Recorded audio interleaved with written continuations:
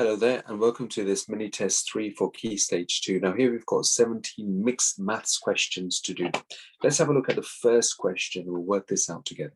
So which numbers will make this equivalent fraction right? Choose the correct option. So let's have a look. So first of all, we've got the answer 9/12. Now we need to find the pattern from 4 to 12.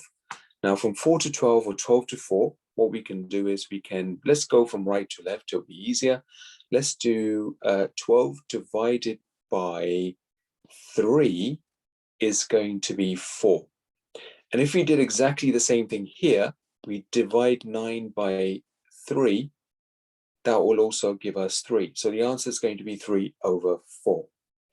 Now we need to find out the equivalent of the numbers on the right-hand side as well. So here we've got a pattern from 9 to 6. Now the first number, we know our answer is 3. Okay, so that's already been done, which is here. Now we need to look for the second answer in our option. So 9 to 6, I would say, is 9 divided by 3 times 2. So 9 divided by 3 times 2 equals 6. 12 divided by 3 multiplied by 2. So 12 divided by 3 is 4. 4 times 2 is 8.